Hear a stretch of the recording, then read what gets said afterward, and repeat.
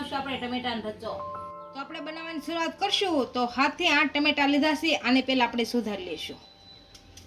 બહુ નાનાય નહીં અને બહુ મોટાય નહીં, એ રીતના સુધારશું.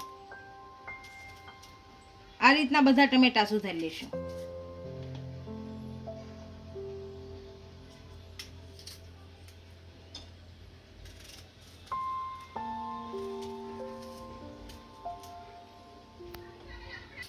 બધા ટમેટાનું કટિંગ થઈ ગયું છે અને આપણું પાણી ગરમ થઈ ગયું છે. આને બાફા મૂકી દઈશું.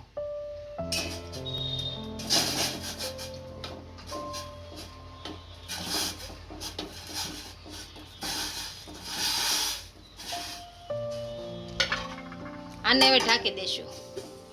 આને બફાવા દેશું. હવે જોઈએ આપણા ટમેટા બફાઈ ગયા છે કે નહીં.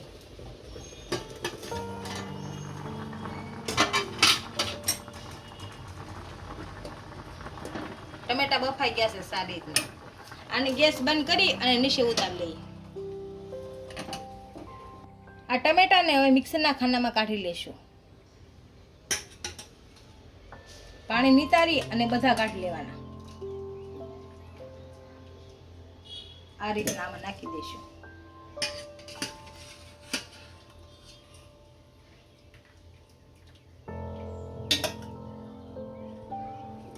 આ ટમેટા આપણે મિક્સરમાં નાખી દીધા છે.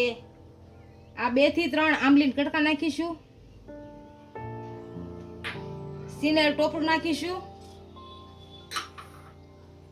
5 થી 6 લસણની કળી નાખીશું.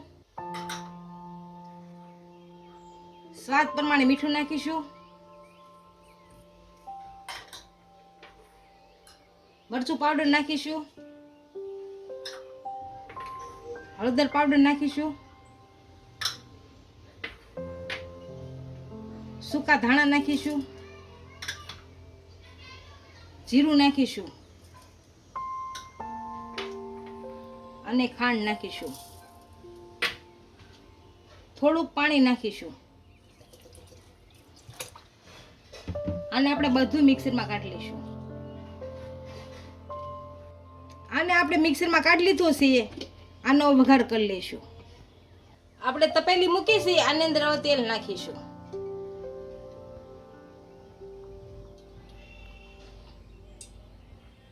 તેલ આપણા સારી રીતના ગરમ થઈ ગયું છે. આની અંદર રાઈ નાખીશું.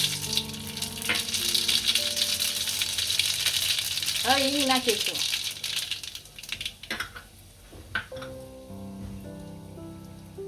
હવે લીમડાના પાન નાખીશું.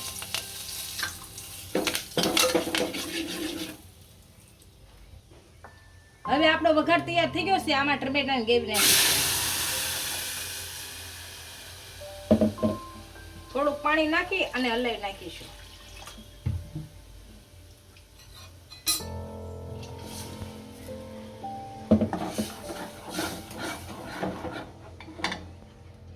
હજી થોડુંક પાણી નાખી અને હલાવી નાખીશું. સારું.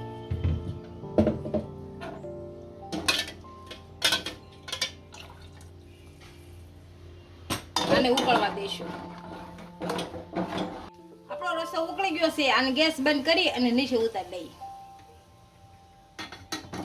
આપણો ટમેટાનો રસો તૈયાર થઈ ગયો છે. એને ભાત સાથે સર્વ કરીશું.